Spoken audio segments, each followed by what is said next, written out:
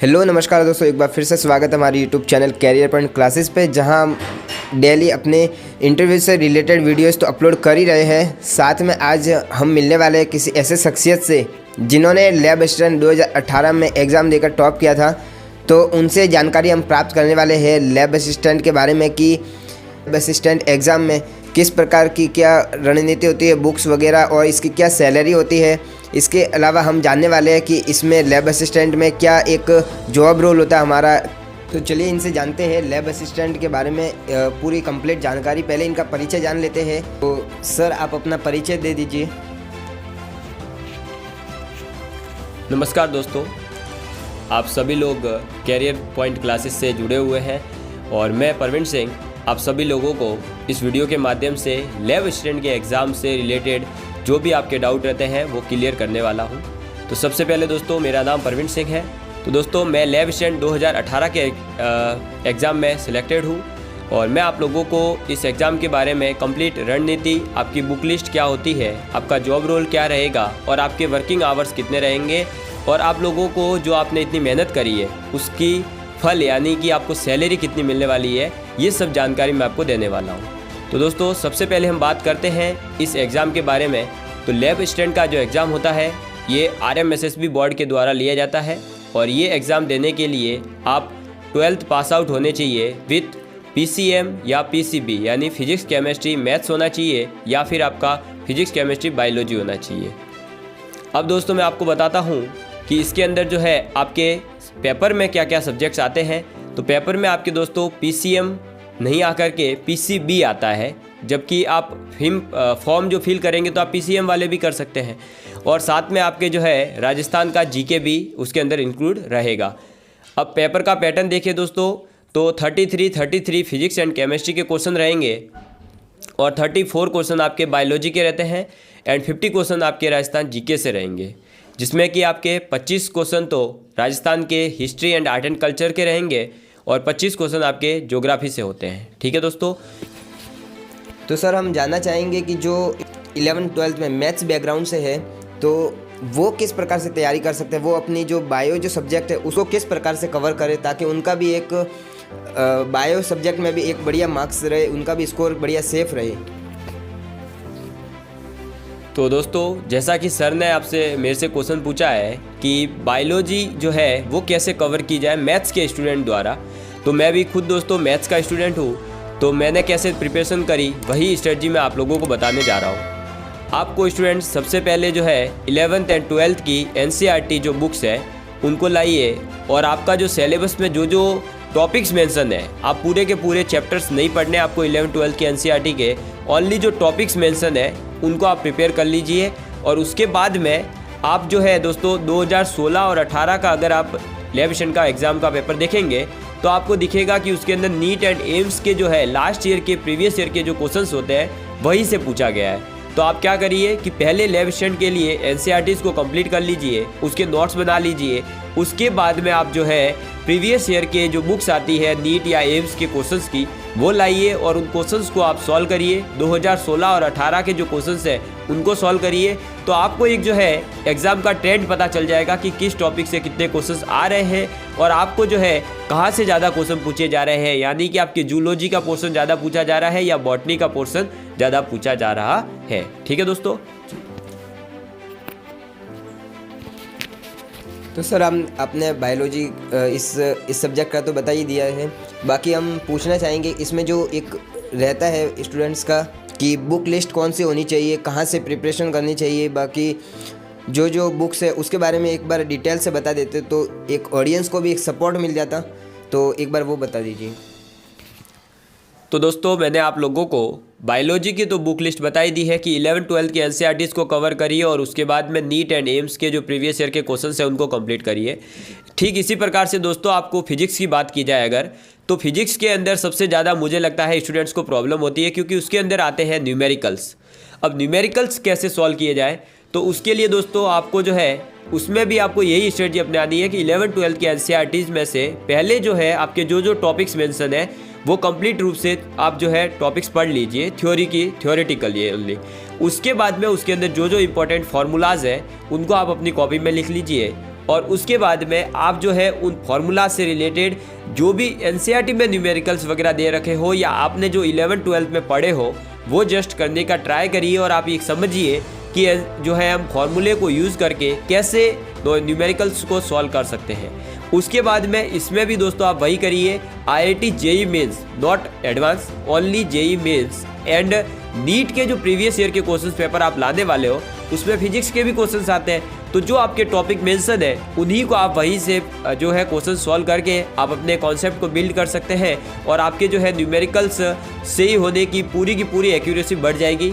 मतलब आपकी जो एक्यूरेसी अगर वो न्यूमेरिकल्स में बढ़ जाती है तो मुझे लगता है आप फिजिक्स में जो 33-34 क्वेश्चन आने वाले हैं वो कंप्लीट रूप से ही सही करके आएंगे। इसी प्रकार से हम केमिस्ट्री की बात करें तो 11-12 की एनसीईआरटी ही आपको पढ़नी है और साथ में यही आपको जो है नीट और IIT JEE के जो प्रीवियस ईयर के क्वेश्चन है उनको पढ़ना है। और केमिस्ट्री में मैं आपको यही कहना चाहूँगा कि ऑर्गेनिक हो या इनऑर्गेनिक, इसके अंदर जो आपके एक्सेप्शंस होते हैं उनके नोट्स जरूर बनाएं, क्योंकि एग्जाम में आपको एक्सेप्शन से ही क्वेश्चन पूछे जाएंगे। जैसे कि उनकी एटॉमिक रेडियाई वगैरह से जो आप जानते होंगे इनका जो एक्सेप्शनरी ट्रेंड होता है उसको ज़रूर याद करें। और फिजिकल केमिस्ट्री की अगर बात करें तो फिजिकल केमिस्ट्री में 2 टॉपिक्स ऐसे हैं जो आपके फिजिक्स में भी कवर होते हैं, तो उन दोनों टॉपिक्स को आप फिजिक्स में कवर करें चाहे फिजिकल केमिस्ट्री में कवर करें, वो ऑलरेडी ही जो है आपके कंप्लीट हो जाते हैं फिजिक्स में जब आप करते हैं तब। ठीक है दोस्तों, तो ये आपका PCB वाला पोर्शन था वो कंप्लीट हो चुका है। अब मैं बात करता हूँ राजस्थान जीके के लिए। तो राजस्थान जीके के लिए दोस्तों बेसिकली जो है आप लोगों को 2 ही सब्जेक्ट्स पढ़ने हैं, geography and art and culture. History के ऊपर आप इतना ज़्यादा इंपॉर्टेंस मत दीजिएगा, क्योंकि हिस्ट्री जो क्वेश्चन है दोस्तों कम पूछे जा रहे हैं इस वजह से भी। और दूसरा ये है कि हिस्ट्री का वास्ट सिलेबस होता है, आप लोग जानते ही है। इतना सिलेबस कवर करोगे उससे अच्छा मुझे ऐसा लगता है, जो मैंने स्ट्रेटजी अपनाई थी कि आर्ट एंड कल्चर और ज्योग्राफी पे ज़्यादा आप फोकस करिए तो आपका जो है अच्छा रहेगा और अच्छा आप स्कोर कर पाएंगे। तो ज्योग्राफी के लिए आप जो है और आर्ट एंड कल्चर के लिए आप लक्ष्य की एक बुक आती है उस बुक को ले आइए, उस बुक से आप जो है उसमें जो भी थ्योरी दे रखी है उसको कंप्लीट रूप से पढ़ लीजिए और उसके बाद में जो है उसमें पीछे जो आपके क्वेश्चंस दे रखे होते हैं उनको आप ट्राई कर सकते हैं। और मैं आपको ये बताना चाहूँगा जीके के अंदर कि ज़्यादा थ्योरी पढ़ने से बढ़िया होगा आप ज़्यादा से ज़्यादा क्वेश्चंस को अटेम्प्ट करें, मतलब MCQ की जो बुक हो उसको ज़्यादा अटेम्प्ट करें तो अच्छा रहेगा, क्योंकि थ्योरी बहुत ज़्यादा वास्ट होती है और उतना ज़्यादा कवर हम नहीं कर पाते हैं इस वजह से। ठीक है दोस्तों, चलिए वर्किंग आवर्स एंड जो जॉब रोल होता है उसके बारे में जानकारी दीजिए। तो दोस्तों जैसा कि सर ने मुझे पूछा है कि जॉब रोल और जो वर्किंग आवर्स होते हैं वो क्या रहता है, तो दोस्तों सबसे पहले मैं आपको बता दूं कि वर्किंग आवर जो है आपका नॉर्मली जो गवर्नमेंट स्कूल का आपने पढ़े भी होंगे कुछ स्टूडेंट्स और कुछ लोगों ने अपने आसपास में देखा भी होगा, कई के पेरेंट्स जो है वो गवर्नमेंट स्कूल के अंदर होंगे ही। तो आप लोग जानते ही होंगे कि सर्दी के अंदर 10 से 4 का टाइम रहता है और अगर हम गर्मी की बात करें तो 7 से जो 1 बजे का टाइम रहता है वही आपका वर्किंग आवर रहता है। और अगर हम बात करें जॉब रोल की दोस्तों, तो जॉब रोल जो है मेनली आपका रहता है 11th एंड 12th क्लास के अंदर जो भी आपका प्रैक्टिकल का वर्क रहेगा, यानी कि आपके फिजिक्स और केमिस्ट्री और बायोलॉजी। अगर आप जो है अकेले ही उस स्कूल में पोस्टेड हैं तब तो आपको तीनों ही लैब संभालनी होती है, अन्यथा आप जो है अलग अलग लैब संभालते हैं, कोई फिजिक्स की संभालेगा, कोई केमिस्ट्री की, कोई बायोलॉजी की, वो आपके इंटरेस्ट के ऊपर डिपेंड करेगी। तो उस जो भी आप लैब संभाल रहे हैं, जैसे कि मैं फिजिक्स लैब संभालता हूँ, तो फिजिक्स लैब के अंदर आपको जो इतना भी आपका इंस्ट्रूमेंट्स वगैरह है उनकी सूची बनाकर रखनी है और कोई जो विद्यार्थी है उनको आपको प्रैक्टिकल कार्य में सहायता करनी है। अगर आपके वहाँ पर लेक्चरर नहीं है तो कई बार आपको जो है लेक्चरर के रूप में आपको वहाँ पढ़ाने के लिए भी काम दिया जाता है। अगर आप पढ़ाने में इंटरेस्ट है तो आप पढ़ा भी सकते हैं एज ए, मतलब आपका पर्टिकुलर कोई जॉब रोल नहीं है कि आपको यही काम करना है। आपको वहाँ स्कूल में किस प्रकार की सुविधाएं उपलब्ध है और कितनी मैन पावर स्कूल के पास है उसी के बेस पर आपका वर्क रोल जो है डिसाइड होता है। तो इसमें तो जो है ज़्यादा दोस्तों जॉब रोल यही रहता है मेनली। तो वैसे आपका जो प्रॉपर अगर हम काम की बात करें तो यही है कि आपको प्रैक्टिकल करवाने हैं, इसके अलावा आपको कुछ भी नहीं करना होता है। ठीक है दोस्तों। सर हमारा अगला क्वेश्चन रहेगा कि इसमें क्या सैलरी रहती है। तो दोस्तों सैलरी की अगर बात करें तो सैलरी तो बिल्कुल मिलना ज़रूरी है, क्योंकि हम मेहनत कर रहे थे तो उसका फल भी मिलना चाहिए। तो हम एक जो सरकारी कार्य में जो सेवा देने जा रहे हैं उस सेवा के लिए और हमारे घर की जो आजीविका या संसाधनों की पूर्ति के लिए जो हमें सैलरी दी जाती है दोस्तों, उसके बारे में भी ज़्यादा ज़रूरी होता है। और सैलरी की बात करूँ अगर दोस्तों, तो जो प्रोबेशन पीरियड होता है, यानी जो आपका प्रशिक्षण काल होता है, उसके अंदर तो आपको जो है दोस्तों 18,500 रुपये फिक्स वेतन होता है लैब स्टेट का, वही मिलेगा क्योंकि आपका 2800 ग्रेड पे रहता है। और जैसे ही आपका ये 2 साल का प्रोबेशन पीरियड कंप्लीट होता है, उसके बाद में आपको जो है दोस्तों 33,000 से अबव ही सैलरी मिलती है, क्योंकि इसके अंदर दोस्तों जो है आपका HRA DA वगैरह जो भी होता है वो इंक्लूड करके मिलता है। ये वेरी करती है कि आप जो है कब पोस्टेड होते हैं, क्योंकि उस टाइम पे DA क्या है उसके अकॉर्डिंग है। तो मैं ये कह सकता हूँ आपको कि आपको 34,000 से अबव ही सैलरी मिलती है। ठीक है दोस्तों, ये आफ्टर प्रोबेशन की बात है। सर बाकी सारे टिप्स तो कंप्लीट हो ही चुके हैं, बाकी आप अपनी तरफ से कोई स्पेशल टिप्स देना चाहे जो अभी तैयारी कर रहे हैं उनके लिए?